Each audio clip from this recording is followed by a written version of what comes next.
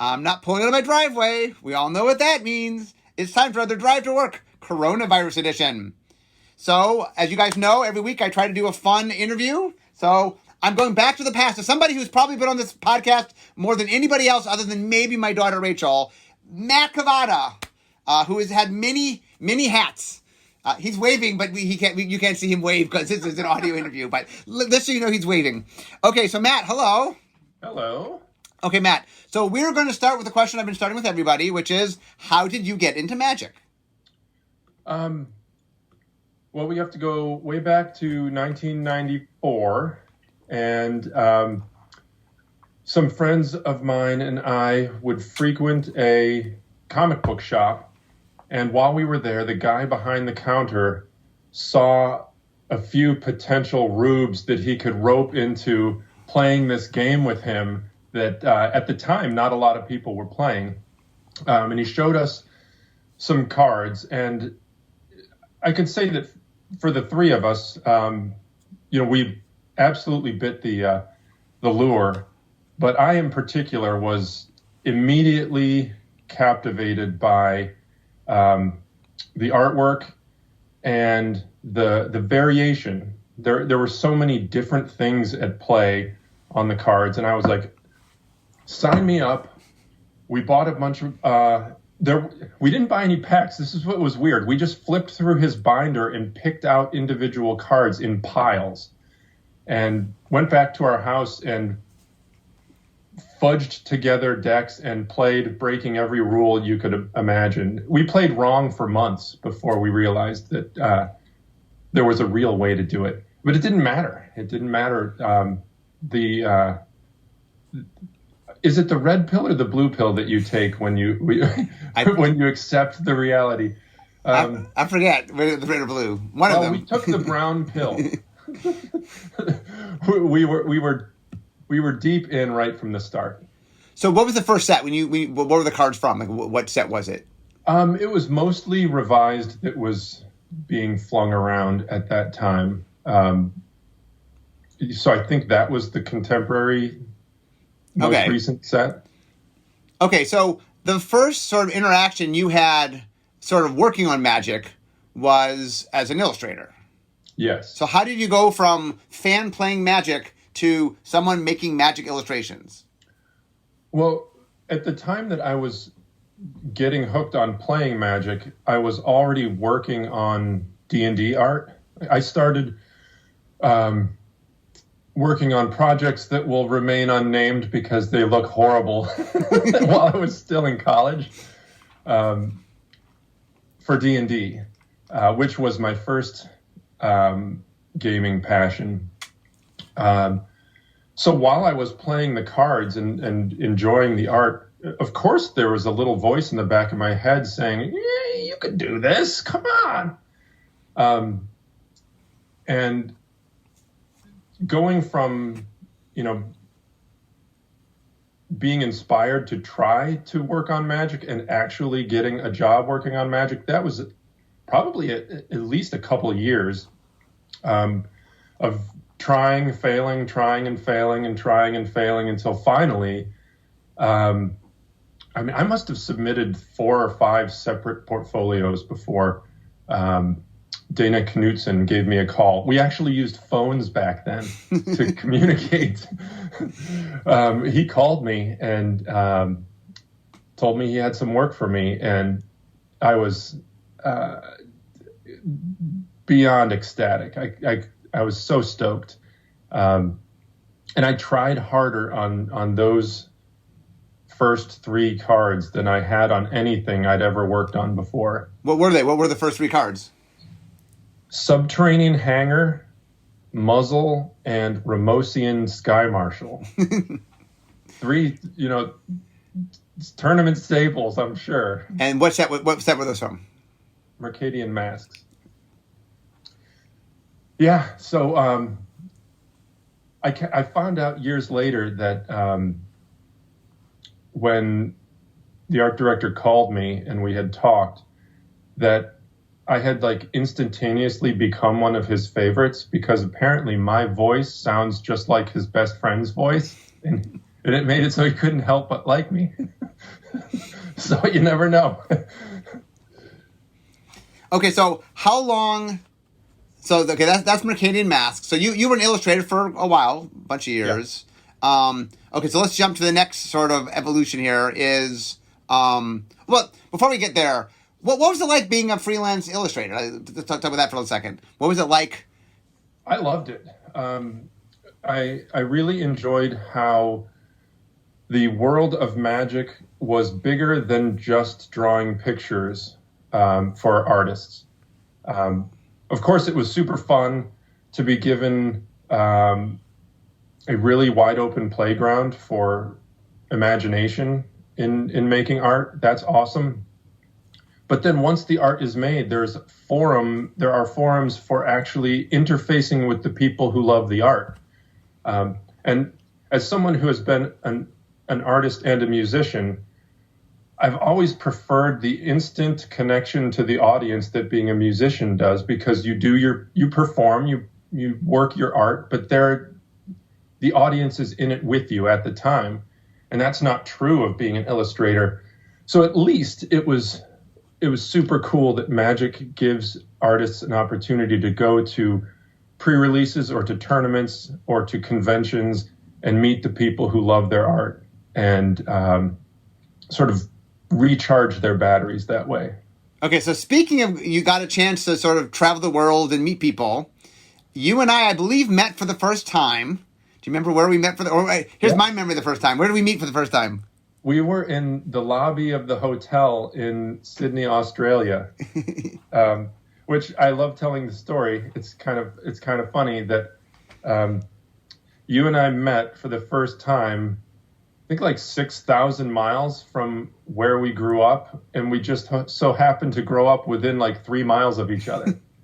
So crazy. Yeah, we went, so for the audience, Matt and I know this, but Matt and I went to the same high school, not the same time, or I guess when I was a senior, you were in 8th grade? Yeah. So the 8th graders had just started coming to the high school because they were condensing things. But anyway, we overlapped like by 1 year, but they kept the 8th graders separate. So like I didn't know Matt at the time. Nope. And then we met in Australia and said, oh, we both came from the same city. Strange. Yeah, that traveling the world, normally when you get into the business of being an artist, you sort of make a commitment in your soul to loneliness and poverty, the artist's lifestyle. And magic really allowed me to bust out of that old and dusty reputation that the life of an artist has, which I could not be more thankful for. It's been a real blessing. Okay, so let's fast forward. So there's a job opening at Wizards of the Coast for somebody on the creative team. And I, at the time, was actually in charge of, I ran the creative team for a little while when I first became head designer. For some reason, they decided that I had to be both head designer and run the creative team, which I never understood, but they told me I needed to do that. So I did for a little while. And I was in charge of hiring somebody for the team. And what I asked for was, I said, on an 8.5 by 11 piece of paper, be creative and tell me about yourself, I think was what I had said, right?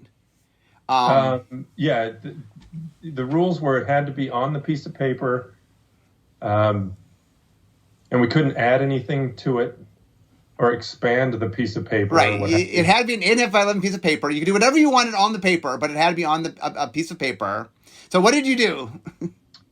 Well, before I get into that, okay.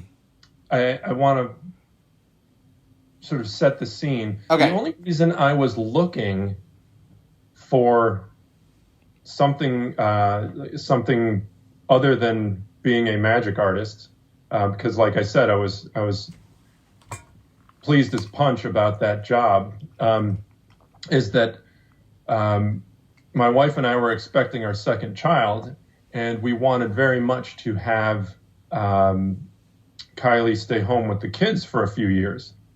And that meant that I had to float the family boat by myself, which I know I said that, artists don't necessarily live a life of poverty. Well, I couldn't exactly support a family of 4 with, health insurance and all that just on my my artist earnings at the time. So I had to look elsewhere. Like what kind of actual 9-to-5 job could I find that would even like come close to being as cool as a magic artist? Well, enter Mark Rosewater posting a job on the creative team for Magic. Like, I was about to swear. Holy moly. There it is. I had no interest in leaving my hometown, but wow, what a crazy opportunity that was. So even though the job did not have anything to do with art, I was like, I got to take a shot at this because who knows? Anyway, the solution that I came up with for my 8.5 by 11 piece of paper was to sort of spoof I don't even know what they called them. It was like a draft report. People wrote up a summary of what their draft and tournament experience was like back in the old days. And I did that, but I did it using cards that I invented that helped illustrate the story that I was trying to tell in my, quote, draft report. But really what that draft did was it tells the story of the artist breaking out of his shell, moving out of his hometown, getting a job far away, and becoming a writer. It was sort of meta levels on levels of Magic and Matt colliding on cards. Anyway, that was what I did. Okay, so anyway, it impressed me. You were one of the people we interviewed. You did very well. We offered you the job. Okay, so talk a little bit about being on the creative team. What was that like? Well, hold on. You offered me the job. Yes. You offered me the job. It was early in the day, on the day my daughter was born. Yeah. So that was definitely one of the more like joyous and stressful days of my life, because when a child is born, oh my God, that's so wonderful. But at the same time, holy crap, I have this new responsibility. And the call from you was similar. I was like, oh my God, this could be for real. But then on the other hand, oh my God, this could be for real. I was already starting to lose my hair at that point, but that pushed me over the edge. Do you know where I was when this all happened, by the way? I do not. It was the World Championship in San Francisco. I was at the World Championship in San Francisco on the phone with you, having conversations, So anyway, it was, yes, it was a very crazy day all around. Yeah. So anyway, needless to say, I accepted the job and moved my young family across the country. And I will say that it was a 2-year exercise in, like, I don't want to be hyperbolic, but it was like heaven and hell all at the same time. I loved that job. Like, it was ridiculous. Every day I couldn't believe they were paying me to do it. It was so much fun and such an eye-opening, treat to meet people who were so smart and so talented and so passionate. It was probably the most fun I've had working in all of the years I've done any work. It was super cool. Real quickly for the audience, you were in charge of names and flavor text. I mean, you worked on the creative team, but specifically you were in charge of names and flavor text, and you did some card concepting, some world building. But yes, all that was super cool. That was the heaven part. The hell part was having a family with a newborn and a 1-year-old 2,000 miles from any of our family and any of our support network. I mean, honestly, Mark, I don't think we would have been able to survive the 2 years that we did without you and Laura sort of rolling out the red carpet for us. So I super appreciate that. But ultimately, that reality got the best of us, and we couldn't quite hold it together. And I had to do something that was super hard for me to do, which was come in and tell you and Randy that I had to leave. And I remember this being so crappy because it was like a week after our performance reviews, and you guys were like, "You're doing so great. We have such high hopes for you. This is going to be awesome." And in the back of my mind, I was like, "Oh God, they don't know." Anyway, so that was the end of that sort of era. Right. So you went back to Cleveland, where you and I are from. Okay, but that's not the end of the story. So, flash forward. How many years was it? How long were you back in Cleveland? There were 4 years in between. Okay. 4 years in between.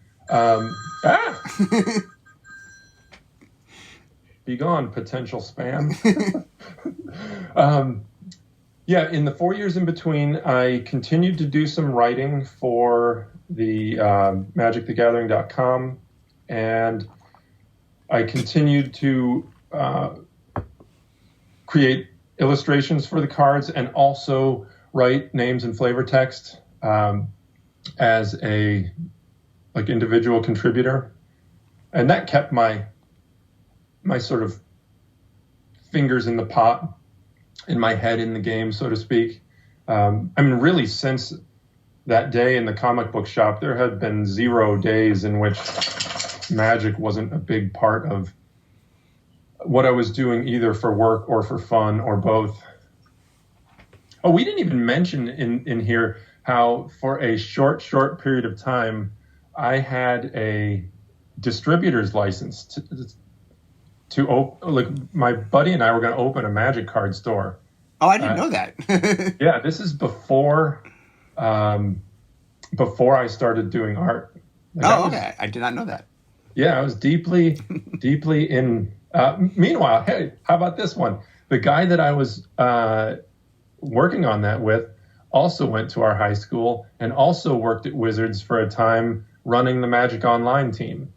Oh, that was Justin. Yeah. Oh, wow. Okay. Yeah. Crazy. Yeah. At one point, there were 3 people working on Magic full time that all went to our high school. It was kind of, yeah. I mean, this little high school in Ohio, which is kind of crazy. So, okay. Anyway, okay. So you were back in Cleveland. You were freelancing and stuff. Okay. So how did you get back? How did we pull you back? I think it was Brady who called me at one point and said... Brady Dameroth, who used to be the creative director. Okay. Yeah. Hey, there's a job opening up. The folks are having a hard time finding somebody who fits the bill. I don't know. Are you interested? And just in my career at that point, I felt like I was hitting a bit of a plateau. And, I'm always hungry for a new kind of challenge. And at that point, our kids were, 6-ish years old. So things were a lot more in hand and stable. And my wife was back working. And we talked about it, my wife and me, and we both felt like it was at least worth exploring. So I threw my hat back in the ring, and I managed to trick a lot of people in my interviews, and they offered me the job. It was the second time that Wizards was willing to take a flyer on me to do work that I had not done before, which has not been lost on me. In my job over the last 10 plus years at Wizards, I've had to interview a boatload of people. And I always stop myself when reading resumes or even in interviews, when it seems like somebody, well, they don't have any examples of having done this before. And rather than writing that person off, I take a pause and I think about what you guys did for me. And I try to recognize, is there raw talent here? Is there a brain in this room interviewing for this job? And if the answers are yes, then that person's probably worth considering. Anyway, I don't know how I got off on that. So you get back. So what did you do? You weren't on the creative team anymore. What was your new job? I worked on a creative team, but not the. I'm sorry, not the. When I say creative team, I mean the normal Magic makes worlds creative text stuff. Right. I was the lead creative on the team that builds the sort of the marketing facade around the card game. We designed the packaging and the branding, and in a lot of cases, we produced marketing art. And at one point, we started to put together the video team that has now grown and blossomed into an awesome team of its own that makes marketing videos. It was basically the sort of creative left hand that helps bring Magic to the world, aside from the right hand, which is what you and the creative team proper is, making the actual game. So that was pretty cool, because that gave me a chance to grow from being a person who makes stuff to a person who manages and mentors and leads people to make stuff. And I have found a lot of joy and reward in that in the last 10 years. That's been pretty cool. Yeah, one of the things that is important for the audience to understand is I'll go in length about designing a set or something, and all the time and energy, an equal amount of energy goes to the packaging, to the marketing, like all that stuff that might seem like, oh, they just threw that together. No. There is hours upon weeks upon months of iteration and planning and redesign. And I mean, you can talk a little bit about it. There's a lot that goes into it. Yeah, it was super cool. A very different facet of the work, but important and rewarding. And the people are awesome.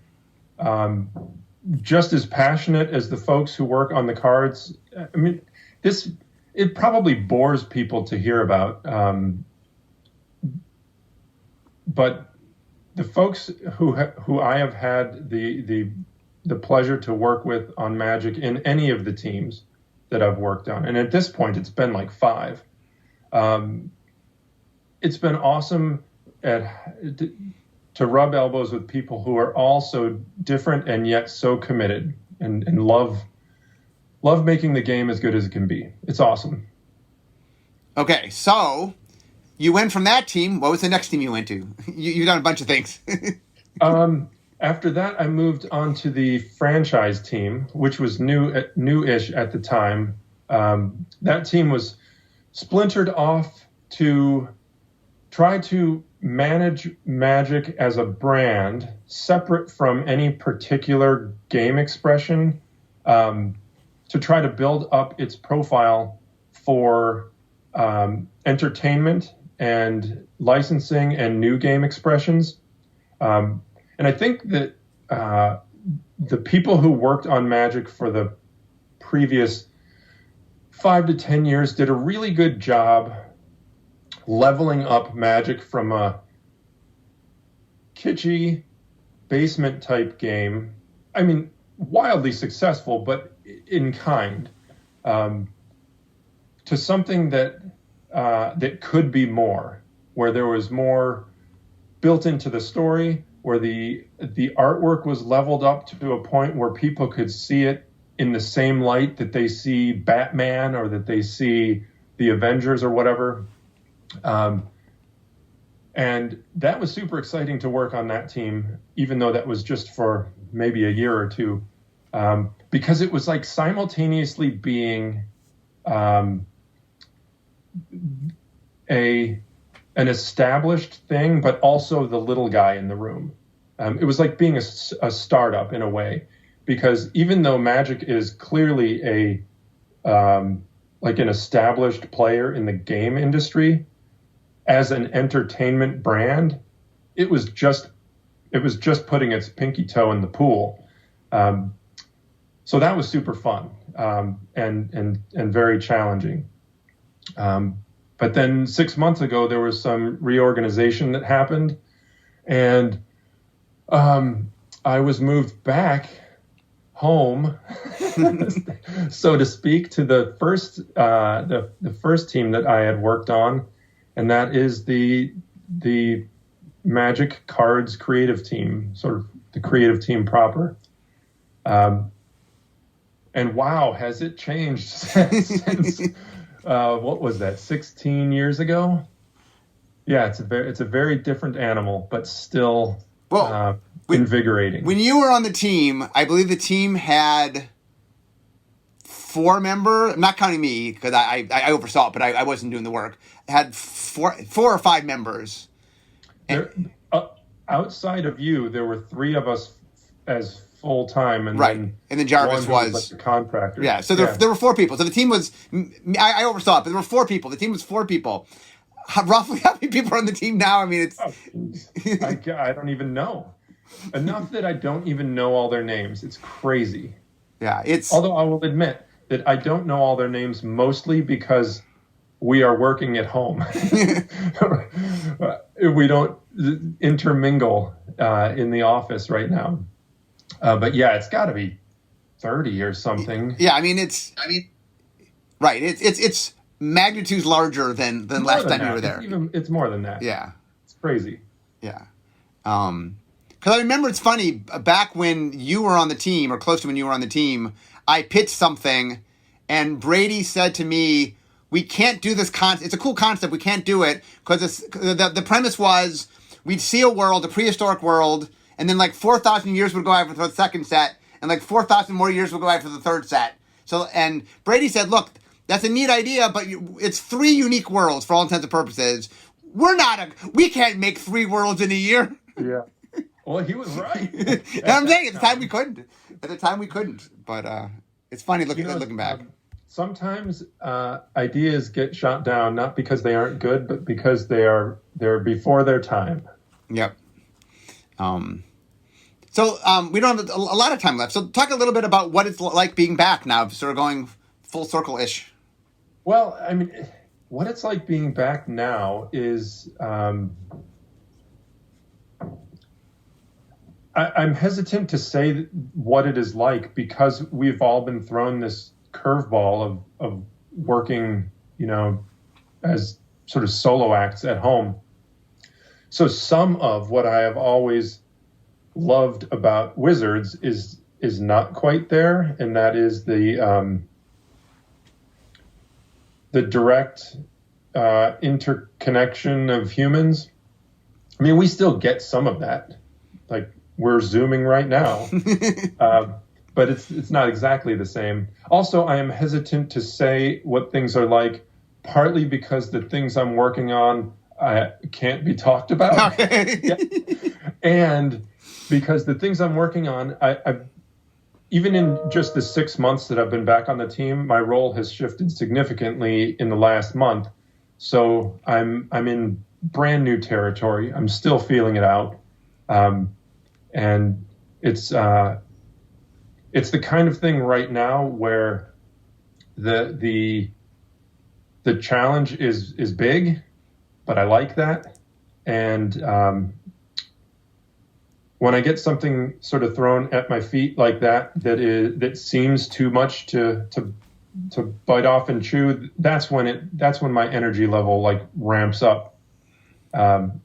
So I'm pretty excited about things right now. Yeah, I mean, the one thing I will say, having obviously been here for a long, long time, is I feel like it's fun. Like Magic's doing very well right now. So you say we could rest on our laurels and just do things the way we've always done them and make no changes. And like, that is not our philosophy. It's like, things are going well. Let's keep improving it. And so there's it's never really been that way, which is pretty amazing. I guess we've continued to make some of the same kinds of products, and we just continue to do it better and more efficiently. But that doesn't stop us from doing more or to aim higher. Or like you said, it had to be 10 plus years. We were making 3 sets a year based in one place. Yeah. And because we thought that's all we could do. Well, that turned out to be untrue, but it took growing from 4 to 30 plus, yeah, to make it happen. So anyway, I can see my desk here, so we have to wrap up. I'm almost to work. So you still do keep your hand in. You do occasional illustrations, right? I mean, infrequent, but yeah, few and far between. The last one I did was for a card in archery. What's it called? A Throne of Eldraine. Throne of Eldraine. There was a mix-up or something, and one of our art directors was in a pinch and couldn't find illustrators quick enough. So I threw my hat in the ring and did one up, and it was super fun to shake off the rust and paint again. I've been toying with the idea of doing that again soon. Maybe I will. Yeah, well, I will say this is one of the things I'm excited by is I have fun working with you, and so in the early days we got to work a lot together, and then you sort of drifted to do other things. But I'm happy you're at least coming closer to my area, so you and I can maybe in the not so distant future we'll find a project where we can roll up our sleeves and dig in. Yeah, that'd be exciting. So anyway, Matt, I'm at my desk, so we all know what that means. It means it's the end of my drive to work. Instead of talking magic, it's time for me to be making magic. But I want to thank you for being here, Matt. This was a lot of fun. Hey, I want to thank you for bringing me here, literally. Not just today, but 16 plus years ago. Yeah. Wow. You were the catalyst. Well, I'm glad to have brought you here because on many levels, some of them personal, some professional. It's been awesome. So I'm glad I did. So. All right, let's go to work. Okay, that's great. So, guys, I will see you all next time. Bye-bye, Matt. Thanks.